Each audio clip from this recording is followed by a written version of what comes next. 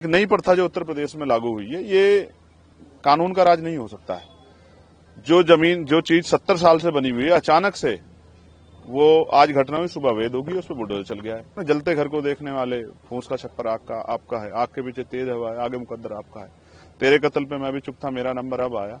मेरे कत्ल पे तू भी चुप है, अगला नंबर आपका है। कल आज जो वहां हो रहा है, कल उत्तर प्रदेश के किसी और जिले में भी होगा। कब तक चुप्पी रखेंगे? मेरे पास बहुत काम है, लेकिन जब वो अन्याय हुआ और वहां के लोगों ने मुझसे अपील की कि आपको आना चाहिए। अब सब लोग बड़ी बड़ी बातें करते हैं, लेकिन मुसीबत में कौन आता है साथ, ये देखने की बात है। देखिए, बरेली जाने का कार्यक्रम तो कल बना, उससे पहले पार्टी के कई कार्यक्रम थे। क्यों बना, इससे पूरा प्रदेश और देश वाकिफ। जिस तरह का अन्याय वहां हुआ है, पहले अधिकारियों में और आम जनता में सामंजस्य बनता था चीजों को संभालने के लिए। भाई, लोकतांत्रिक व्यवस्था है, अगर कहीं कुछ गलत हुआ है तो लोग विरोध करेंगे। विरोध का भी एक अस्त्र होता है, एक मर्यादा होती है, एक सीमा होती है कि हमें कानून को हाथ में नहीं लेना है। लेकिन जिस तरह से हमें दिख रहा है कि सामने वाली छत से पत्थर आ रहा है और आरोप आप किसी और पे लगा रहे हैं, और फिर लाठीचार्ज हो रहा है। 82 से ज्यादा लोग जेल चले गए हैं, 2000 लोगों पे मुकदमा हुआ है। जहां तक मैंने देखा, मैंने कई जगह की घटनाएं देखी। हालांकि मैं सहमत नहीं हूं कि पुलिस में और आम लोगों में टकराव, क्योंकि पुलिस भी हमारा हिस्सा, इसी सोसाइटी का हिस्सा है, और वो हमारी प्रोटेक्शन के लिए, कानून व्यवस्था संभालने के लिए है, लोगों को न्याय दिलाने में मदद करने के लिए। लेकिन इस तरह कोई घटना बड़ी दिखाई नहीं दी कि पुलिस के साथ कोई सामने टकराव हो रहा है। जबकि उत्तर प्रदेश में कई ऐसी बड़ी घटना हुई है जहां पुलिस को मजबूरी में पीछे हटना पड़ा है। हमारे सामने फतेहपुर उसका उदाहरण है कि वहां मकबरे पे क्या हुआ था। ये जो भय का माहौल वहां बना है, लगातार मेरी वहां के बहुत जिम्मेदार लोगों से बात हो रही। 17 तारीख को हमारा सम्मेलन था, वहां मैं गया था। 12-15 दिन के उसमें कितना बदलाव है बरेली में कि आज लोग वहां डर के साए हैं। बुरा ये है कि उनकी धार्मिक आस्थाओं को भी ठेस पहुंचाई जा रही है, नमाज नहीं पढ़ पा रहे हैं, उनके घरों में बुलडोजर चल रहा है। एक नई प्रथा जो उत्तर प्रदेश में लागू हुई है, ये कानून का राज नहीं हो सकता है। जो चीज 70 साल से बनी हुई है, अचानक से वो आज घटना हुई, सुबह वेद होगी, उस पर बुलडोजर चल गया है। इसको किस तरीके से देखा जाए? आप कोई जांच नहीं कर रहे हैं, आप निर्दोष लोगों को जेल भेज रहे हैं। ये जो अन्याय है, ये अन्याय अगर हम सहते हैं तो फिर हमें भी कल जवाब देना पड़ेगा। वो सुना ना आपने, जलते घर को देखने वाले, फूस का छप्पर आपका है, आग के पीछे तेज हवा है, आगे मुकद्दर आपका है। तेरे कत्ल पे मैं भी चुप था, मेरा नंबर अब आया। मेरे कत्ल पे तू भी चुप है, अगला नंबर आपका है। ये कल आज जो वहां हो रहा है, कल उत्तर प्रदेश के किसी और जिले में भी होगा। कब तक चुप्पी रखेंगे? मेरे पास बहुत काम है, लेकिन जब वो अन्याय हुआ और वहां के लोगों ने मुझसे अपील की कि आपको आना चाहिए। अब सब लोग बड़ी बड़ी बातें करते हैं, लेकिन मुसीबत में कौन आता है साथ, ये देखने की बात है। तो मेरी ये जिम्मेदारी बनती है कि आज जाके उनका हाथ पकड़ूं, उनके आंसू पूछूं, उनकी आवाज बनूं, उनके साथ जो अन्याय हो रहा है उसको लोगों के सामने लाऊं। और मैं करूंगा क्या जाके वहां? मैं कोई भीड़ तो जुटा नहीं रहा, मैं जाके पीड़ितों को सुनूंगा। ऐसा क्या हुआ जिस सच्चाई को छिपाने के लिए, वहां जाने से रोकने के लिए इतना बड़ा जो है पुलिस बल लगाया गया है। मेरी पुलिस से कोई लड़ाई थोड़ा ही है भाई। कहीं कोई घटना हुई है तो हम लोग राजनीति कर रहे हैं, हम लोगों की आवाज की बनने की लड़ाई लड़ रहे हैं। तो अगर हम लोग उनके बीच में नहीं जाएंगे, उनको सुनेंगे नहीं, तो बताएंगे कैसे? फिर उस पर न्याय कैसे होगा? तो वहां जो अन्याय हो रहा है वो रुके, वहां जो निर्दोष लोगों पे कार्रवाई हो रही है वो कार्रवाई खत्म हो। वो जो वहां जो डर का माहौल है, भय का माहौल है, वो एक अच्छे माहौल के रूप में, सौहार्दपूर्ण माहौल के रूप में उभरे।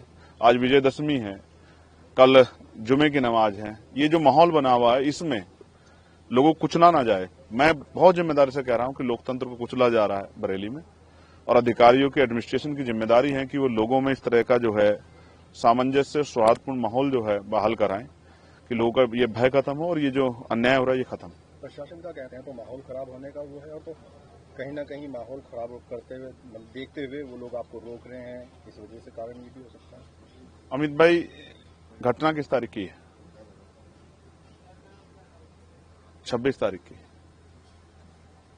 मैं नहीं था वहां, मैं गया था 17 तारीख में। मेरे साथ हजारों लोग थे, कोई माहौल नहीं बिगड़ा। तब तो हम लोग रैली करने गए थे, अपनी बात करने के लिए, प्रभु सम्मेलन में गए थे। लेकिन आज मैं क्यों जा रहा हूं? क्योंकि हालात ऐसे बन गए हैं, और ऐसे समय में भी अगर आज कमजोरों के साथ नहीं खड़ा हुआ तो कल जवाब कौन देगा? आज सब लोगों की निगाह बरेली की तरफ है कि बरेली में जो अन्याय हो रहा है। हैदराबाद से मुझे फोन आए महाराष्ट्र से मुझे फोन आए, तमाम जो जिम्मेदार लोग हैं, जो इस दर्द को, तकलीफ को देख रहे हैं, उन्होंने मुझे फोन किए कि आपको जाना चाहिए। और मैं वहां जाता हूं जहां अन्याय की पराकाष्ठा हो जाती है, अन्याय सीमा को लांघ जाता है। तो मुझे रोकने से क्या होगा? अन्याय रोकिए ना, झूठी गिरफ्तारियां रोकिए। ये नया जो ट्रेंड बना है कि थाने में आदमी पैरों पे चल के जाता है और बाहर जब आता है तो लंगड़ाता हुआ आता है। तो पुलिस को पीटने का अधिकार किसने दिया है? क्या उन लोगों के मेडिकल हो रहा है? क्या आईपीसी की कोई, अब तो बीएनएस होगी, बीएनएस की कोई धारा ऐसी कहती है कि पुलिस पीट सकती है? तो ये मैं समझता हूं पुलिस को आगे करके, पुलिस को मोहरा बना के जो सरकार करवा रही है, कल जब क्रॉस एफआईआर होंगी, लोग कानूनी रूप से लड़ाई रहेंगे, तो ये पुलिस के भाई फंस जाएंगे और सरकार एकदम जो है पल्ला झाड़ ले, कहेगी हमें पता ही नहीं इन्होंने ऐसा क्यों किया। तो ये अन्याय रुके, उसके लिए किसी मेरे जैसे एक आदमी को खड़ा होना पड़ेगा, अपने जान को भी दांव पे लगाना पड़ेगा, जान की बाजी लगानी पड़ेगी कि अन्याय बंद हो। और मैं अपनी ड्यूटी कर रहा हूं क्योंकि मैंने पार्लियामेंट में ओथ ली है कि देश के प्रत्येक आखिरी व्यक्ति के लिए भी हम लोग खड़े रहेंगे, उनकी आवाज बनेंगे, उनके पास न्याय होगा, उनके अधिकारों पर अतिक्रमण होगा तो उनकी आवाज उठाने का काम करेंगे। मैं अपनी ड्यूटी कर रहा हूं, इसके लिए मुझे तनख्वाह मिलती है। मैं ईमानदार आदमी हूं, मुझे तनख्वाह मिलती है। जो तनख्वाह जिन लोगों के टैक्स के पैसे से मिलती है, उनके साथ अन्याय हो रहा है तो उनकी लड़ाई लड़ रहा हूं। किसी और पे भी होगा उसकी भी लड़ाई लड़ूंगा। जो मौलाना मोहसिन रजा है, उनके कहीं संपत्ति में बुलडोजर चला और जो अन्य लोग हैं उनकी जो संपत्तियां सीज की जा रही हैं, उन पे भी कार्रवाई होगी, तो इसको कैसे देखते हैं? मैं आपको फिर कह रहा हूं, किसी को मारने के लिए लाठी चलाने की जरूरत नहीं है, कोई जरूरत नहीं लाठी चलाने की।